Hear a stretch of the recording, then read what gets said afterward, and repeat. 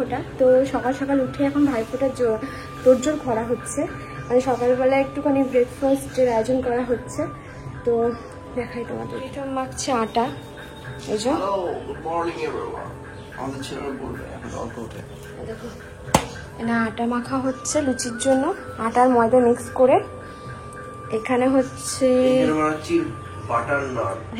পায়েস করা হচ্ছে, এই যে পায়েস করছি এখানে। আর এটা হবে আলুর দম, এই যে আলুর দম হবে এখানে।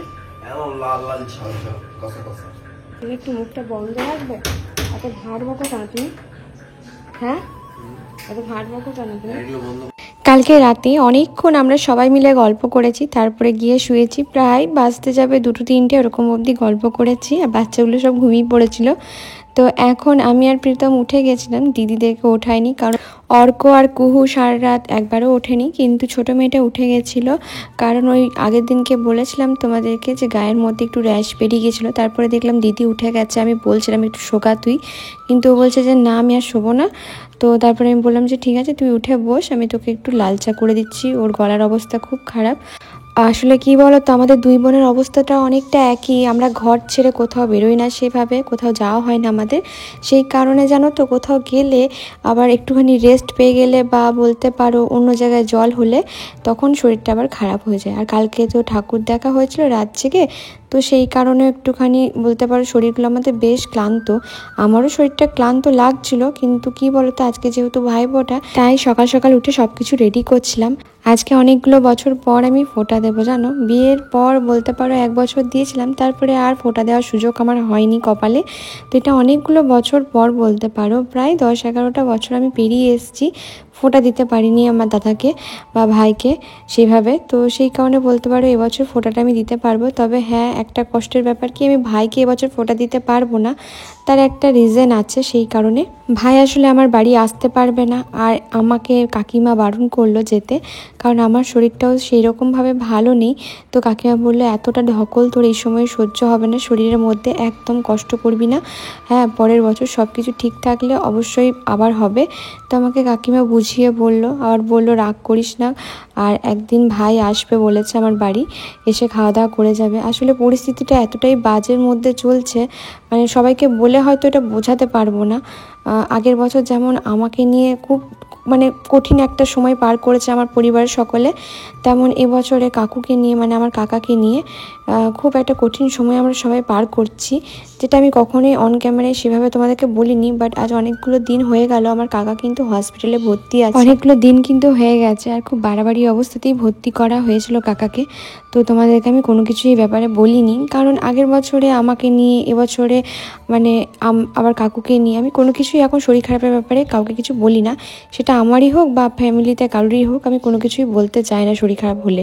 কারণ কিছু মানুষ অপেক্ষা করে থাকে কি কখন আমি শরীর খারাপের ব্যাপারে কিছু বলবো আর আমাকে টার্গেট করা হবে বা আক্রমণ করা হবে।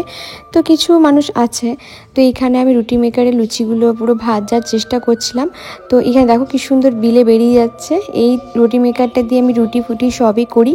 তো আজকে না সেরকম বিশেষ কিছু আয়োজন আমি করতে পারিনি, আর তার কারণ হচ্ছে ওই যে বললাম সব কিছু তো আর ক্যামেরার সামনে বললে তোমরা বুঝবে না, যখন যার সাথে হয় সে সেইভাবে বুঝবে। তো এখানে লুচিগুলো প্রীতম আটা মেখে দিয়েছিল, আমি জাস্ট এইভাবে বেলে বেলে সব কটা ছেঁকে নেব। আর আলুর দমটা হয়ে গেছে, আর পায়েসটাও হয়ে গেছে। এই সামান্য একটু আয়োজন করেছি, আর কিছু মিষ্টি আনাবো। তো সেইটুকু দিয়ে আমি ভাইফোঁটা দেবো এবছরে। আর দাদা খেতে বলেছিলাম, কিন্তু দাদার প্ল্যান আছে, সেই কারণে দাদা দুপুরে খাবে না, আর রাতেরবেলায় এসে আমার কাছে খাবে সেটাই বললো। তো এখানে দেখো লুচি ভাজা চলছে। তো লুচি চলে গেল। তো আমি এইভাবেই ভাজি, এতে আমার সুবিধা হয়। অনেকে বলেছিল বিলতে পারো না কেন, এই পারো না কেন, অনেক কথা বলেছিলে। তো আমি বলেছিলাম যে আমার অসুবিধা আছে, কেউ সেটা বোঝো না। তো এখানে লুচিগুলো ভাজা হয়ে যাচ্ছে, আর ওইদিকে দিদি সোরেন্দা সব বসে আছে। আমি সোরেন্দা উঠেছিল, সব লাল চাই খেয়েছে। আমার যেহেতু এইখানে না বাগানে একটা লেমন গ্রাসের গাছ আছে, লাগিয়েছি, তোমাদেরকে বলেছিলাম, সেখান থেকে আমি করে না কেটে কেটে চা দিয়ে বানাচ্ছিলাম লাল চা, খুব ভালো খেতে হয়। তো এইখানে লুচিটা না অর্কর জন্য ভাজছি, ওর ভীষণ খিদে পেয়ে গেছে, মানে ওকে রাখা যাচ্ছে না, এতটাই খিদে পেয়ে গেছে। অন্যদিন পায় না, বাট আজকে খিদে পেয়ে গেছে। তা করতে করতে আমি দেখি মা চলে এসছে। বাকি লুচিগুলো কিন্তু দিদিই ভেজেছিল, আমি আর পারিনি, কারণ আমাকে স্নান করতে হয়েছে তার মধ্যে, মানে তাড়াতাড়ি করে। তো এই যে ভালো করে অর্ক ফোঁটা পাচ্ছে, এবছর অর্কর ফার্স্ট ফোঁটা বলতে পারো ভাইফোঁটা। মা এবছর ওকে ফোঁটা দিচ্ছে।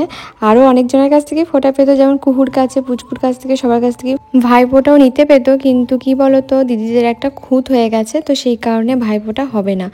তো ওই জন্য মা ওকে দিল। আর এবছর দিদিও কিন্তু দাদাকে ফোঁটা দিতে পারবে না বা ভাইকে ফোঁটা দিতে পারবে না, মানে আমিই দিতে পারবো। তো আর আমার খুব খারাপ লাগছে যে সবাই রয়েছি আমরা 4 ভাই বোন, কিন্তু আমার মানে ভাইটি নেই আমার কাছে, এই জন্যই খারাপও লাগছিল। তো এখানে দাদাকে আমি সুন্দর করে সাজিয়ে দিচ্ছিলাম।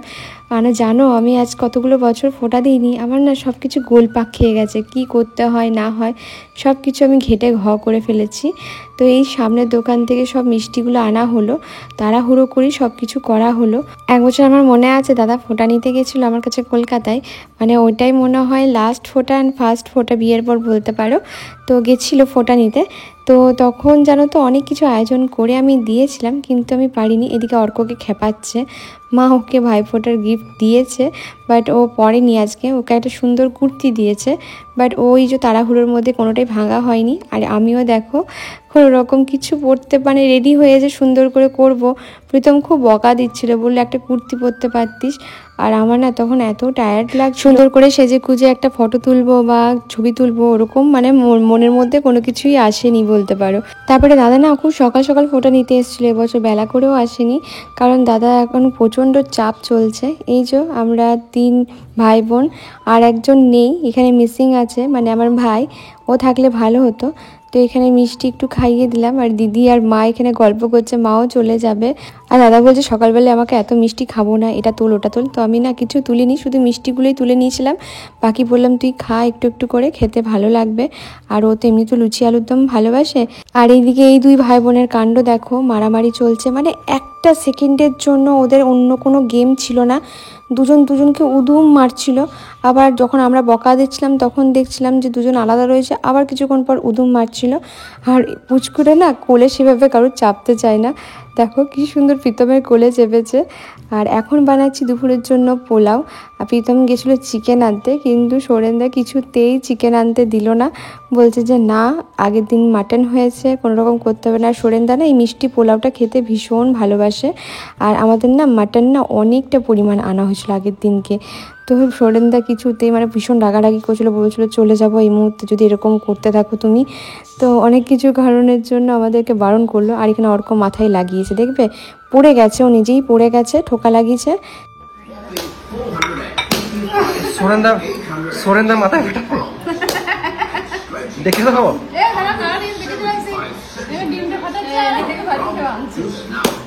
সোরেনদা কেন মাথায় ফাটিয়ে দেখো ওইটা। শোনো শোনো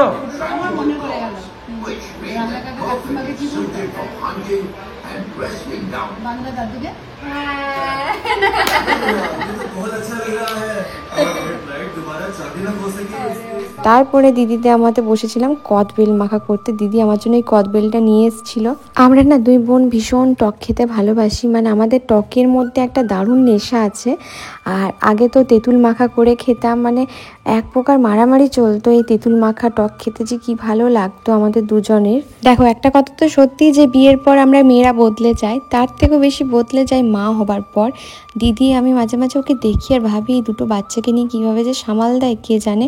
আর ওরা মেয়ে দুটোকে নিয়ে না কোথাও বেরোতে পারে না, কারণ বড়টা ভীষণ চঞ্চল অর্কর মতো, আর ছোটোটার একদমই লক্ষ্মী বলতে পারো, ভীষণ লক্ষ্মী মেয়ে, মায়ের এত কষ্ট বোঝে দুঃখ বোঝে, আর ওর মুখটা এত মায়া ভরা, কি বলবো, যে কোনো মানে মানুষকেও মায়ায় ফেলে দেবে। তো আমার দিদি আমাকে ছাড়ো বাদ দাও, ও কদবেল মাখতে ভুলে গেছে, সেই কারণে ইউটিউব দেখে কদবেল মাখা হচ্ছে। আমি নিজেই ইউটিউবে ভিডিও দিই, কিন্তু বলতে পারো কীভাবে কদবেল মাখে এসব কোনো ভিডিও দেখিও না। নিয়ে আমরা 2 বোন মিলে এখন দিদি বলছে চল দেখি, দেখতে দেখতে মাখি, ভাবতে পারছো 2জন মিলে এখন দেখে দেখে মাখামাখি চলছে কদবেল। আমরা একটু কাঁচা সর্ষের তেল দিলাম, তারপরে নুন দিলাম। আসলে অনেক দিন খাওয়া হয় না এসব, মানে আগে তো প্রচুর খেতাম আমরা 2 বোন মিলে, এক জায়গায় জড়ো হলেই টক মাখা খাওয়া হতো। আর মাখতে মাখতে আমরা একটু একটু করে টেস্ট করছিলাম কেমন কি হয়েছে, তো দিদিকেও দেখাচ্ছিলাম।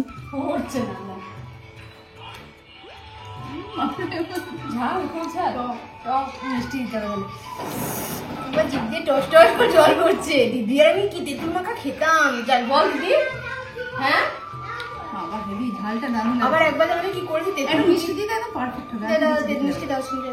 একবার জানো তো আমার আর দিদির এই তেঁতুল নিয়ে ঝগড়া হয়ে গেছে। দুপুরে শোয়ার আগে জেঠিমার কাছ থেকে চুরি করে তেঁতুল রেখেছিলাম বাটি করে। ও মা, দিদি আর আমি যখন ঘুমিয়ে গেছে সবাই উঠে খেতে যাচ্ছি, তখন দেখছি কে আমাদের তেঁতুল খেয়ে নিয়েছে। মানে আমাদের থেকেও বড় চোর কেউ ছিল সেখানে, সে খেয়ে নিয়েছে। এবার দিদি ভাবছে আমি হয়তো খেয়ে নিয়েছি, আর আমি ভাবছি দিদি খেয়ে নিয়েছে। সেই নিয়ে কি ঝগড়া দুজনের মধ্যে। দিদি টেস্ট আনি, দিদি টেস্ট আনি।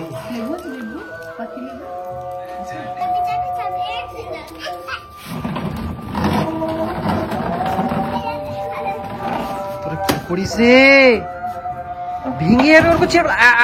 যা যা যা, তুই সব থেকে বেশি শয়তান জানিস তো। কি খেলো? হ্যাঁ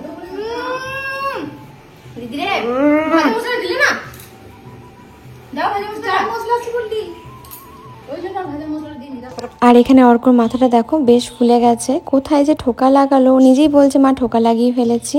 আর এইদিকে দেখো যার যেটা কাজ, মানে সবাই কাজে কাজে ব্যস্ত, কেউ ঘর মোছা নিয়ে, কেউ এই নিয়ে ওই নিয়ে।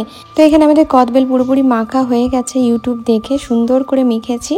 মাখা হয়ে যাওয়ার পর যেটা করেছি সেটা হচ্ছে এই কোটোগুলো যেগুলো ছিল, মানে কদবেলের যে খোলটা ছিল সেটার মধ্যেই ভরে রাখছি। দিদি বলছে এটার মধ্যেই ভরে রাখি, তো তারপরে ভাত খেয়ে উঠে একটু একটু করে খাবো। কিন্তু আমাদের কদবেল জানো তো খাওয়া হয়নি। তার কারণ খেয়ে উঠে দিদির জ্বর এসেছিল, আর আমার ভীষণ গলা ব্যথা করছিল, ঠান্ডা লেগেছিল। তারপরে মনে পড়ছে পায়খানা করতে যাওয়ার নাম করে মাছ ধরতাম গামছাই করে। দিদি আর সৌরেন আমাকে খালি ওইটা নিয়ে বলে জানি সব সময়, ওইটা ছিলে খালি মাছ ধরতে যেতে গামছা নিয়ে। ওইটাই ভালো ছিল, ভালো ছিল বল দিদি। আমাদের সাদা মাটার জীবন ভালো ছিল। আমি ওই কারণেই তো যেতাম, ছোট ছোট রাজকুসুম ওই করবো। গুড়টা দিবি না তো? আর না, আর লাগবে না, চিনি ওটা সিল হয়ে যাবে নাকি?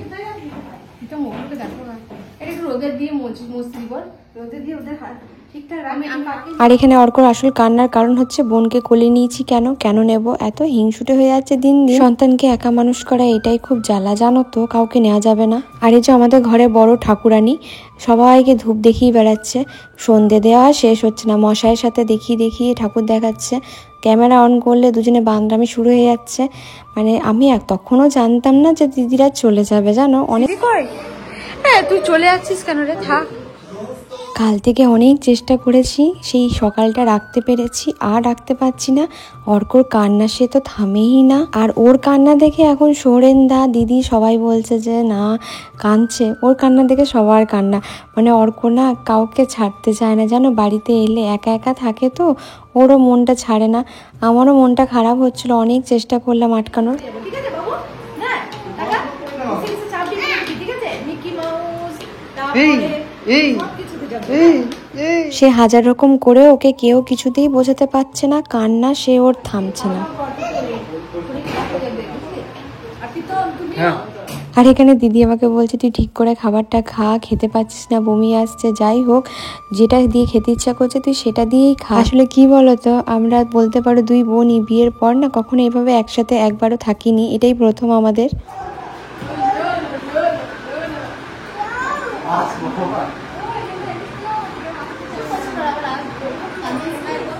মিথ্যা কথা বলবো না, শুধু অর্কর না, আমারও বেশ মনটা খারাপই লাগছিল।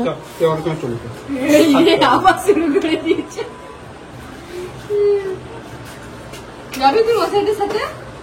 ও তো যেতে পারবি, বাচ্চে ভালোই হয়। আর একজন তো বাড়ি যাওয়ার জন্য গাড়ির ভেতর চেপে বসেই আছে, দেখো।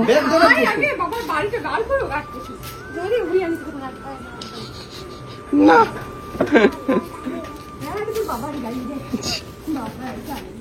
কুহু তো এখন অনেকটা বড় হয়ে গেছে, তাই পুচকিটাকে নিয়ে কোলে কোলে ঘুরছিলাম এদিক ওদিক করে। এখন বেশ মনটা খারাপ লাগছে। এখানে অর্করও কান্না থামছে না। এদিকে দেখো কি সুন্দর সামনে বসে আছে। আমি বলছি আমাকে একটা হামু দে, তো সে আর হামু আর দেবে না। এখন গাড়ি পেয়েছে, গাড়িতে ঘুরতে যাবে। তারপরে বললাম একটা দে, জোর করে নেব।